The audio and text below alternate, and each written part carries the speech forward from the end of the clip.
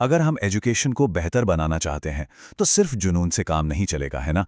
इसके लिए एक सिस्टमैटिक, एक साइंटिफिक अप्रोच की ज़रूरत होती है। ये समझने के लिए कि हम अपने एजुकेशन सिस्टम को वाकई में कैसे बेहतर बना सकते हैं, हमें अटकलों पर नहीं बल्कि सबूतों और ठोस रिसर्च पर भरोसा करना होगा। तो सबसे बड़ा सवाल यही है कि लाखों स्टूडेंट्स के भविष्य को संवारने का सबसे पक्का रास्ता क्या है। और इसका जवाब अंदाजों में नहीं बल्कि अनुसंधान यानी रिसर्च में छुपा है। तो चलिए आज के इस विश्लेषण का रोड मैप देख लेते हैं। सबसे पहले हम समझेंगे कि रिसर्च की ज़रूरत ही क्यों है। फिर देखेंगे कि भारत की प्राथमिकताएं क्या होनी चाहिए, कौन कौन से मुख्य क्षेत्र हैं जिन पर ध्यान देना है, और हाँ, इन सब में चुनौतियां क्या हैं और उनके समाधान क्या हो सकते हैं। और आखिर में बात करेंगे कि एक आइडियल रिसर्चर में क्या खूबियां होनी चाहिए। तो सबसे पहला कदम ये समझना है कि क्यों हम कह रहे हैं कि एजुकेशनल प्रोग्रेस का असली इंजन रिसर्च है। ये हमें अपनी व्यक्तिगत राय से आगे बढ़कर सबूतों के आधार पर फैसले लेने में मदद करता है। अब यहाँ एक बहुत ही दिलचस्प बात सामने आती है, एक बड़ा पर्सपेक्टिव शिफ्ट। देखिए, पहले एजुकेशन को एक कला माना जाता था, मतलब जो पर्सनल एक्सपीरियंस और अपनी अपनी धारणाओं पर चलती थी। लेकिन अब इसे एक विज्ञान, एक साइंस की तरह देखा जा रहा है। यानी अब बात सिस्टमैटिक स्टडी, सबूत और सिद्ध सिद्धांतों की होती है। सोर्स का ये जो कोट है ना, ये पूरी बात की जड़ पकड़ता है। इसमें साफ कहा गया है कि टीचिंग लर्निंग प्रोसेस में सुधार तभी हो सकता है जब हमें उसका सही ज्ञान हो और हम उस पर सही प्रयोग करें।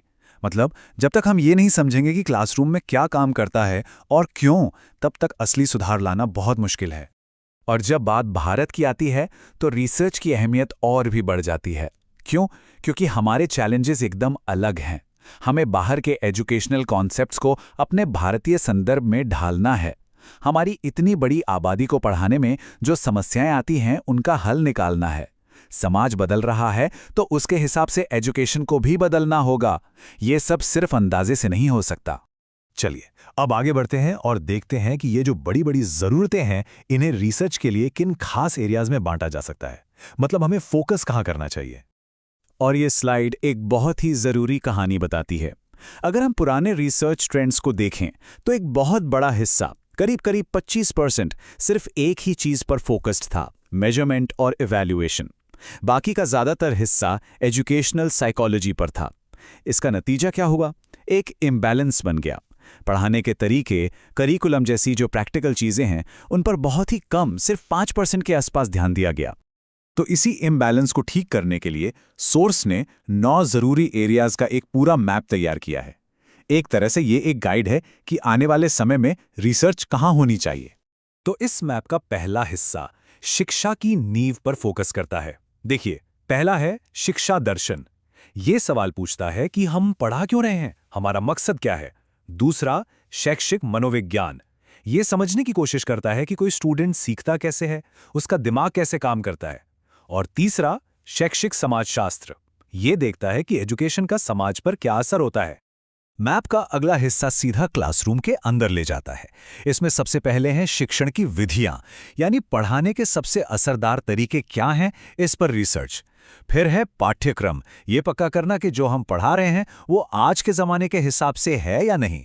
और फिर मापन और मूल्यांकन, लेकिन सिर्फ टेस्ट लेने तक नहीं, बल्कि ये देखने के लिए कि असल में व्यवहार में कितना बदलाव आया, छात्र ने सच में कितना सीखा।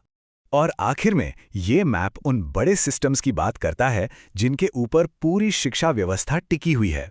जैसे कि शिक्षक शिक्षा, मतलब टीचर्स की ट्रेनिंग को कैसे बेहतर बनाया जाए, छात्रों को सही शैक्षिक मार्गदर्शन कैसे मिले जो हमारे भारतीय माहौल के हिसाब से हो, और जाहिर है प्रशासन और वित्त, स्कूलों का मैनेजमेंट और फंडिंग कैसे और असरदार हो सकती है। क्योंकि अगर ये सपोर्ट सिस्टम कमजोर हुए तो क्लासरूम में किए गए सारे सुधार बेकार हो जाएंगे।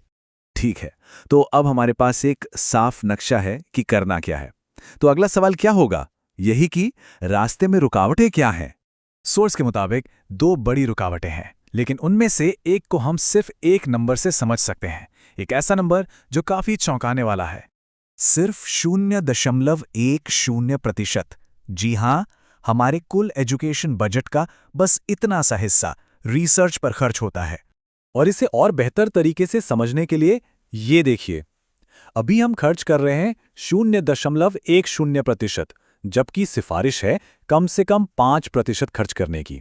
मतलब जो होना चाहिए हम उसका 50 गुना कम खर्च कर रहे हैं। ये गैप बहुत बड़ा है। लेकिन मुद्दा सिर्फ पैसे का नहीं है, एक और बहुत बड़ी चुनौती है, और वो है कुशल ट्रेंड रिसर्चर्स की भारी कमी। तो बात साफ है, अगर हम बजट बढ़ा भी दें लेकिन उसे सही तरीके से इस्तेमाल करने वाले लोग ही नहीं होंगे तो उस पैसे का क्या फायदा। और यहीं से हम इस पूरी कहानी के सबसे जरूरी हिस्से पर आते हैं, यानी इंसान पर।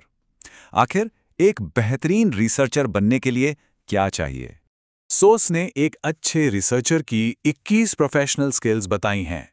शुरुआत होती है इंटेलेक्चुअल यानी बौद्धिक क्षमताओं से, जैसे कि बौद्धिक ईमानदारी, मतलब जो सच है उसे स्वीकार करना, क्रिएटिव और क्लियर सोच, तर्क करने की शक्ति, और हाँ, अपने सब्जेक्ट और रिसर्च टेक्निक्स पर पूरी पकड़। इसके बाद आते हैं व्यक्तिगत गुण। देखिए, रिसर्च का काम आसान नहीं होता, इसमें बहुत धैर्य चाहिए। तो इसमें दृढ़ता यानी लगे रहने की जिद, और जिज्ञासा यानी जानने की इच्छा बहुत जरूरी है।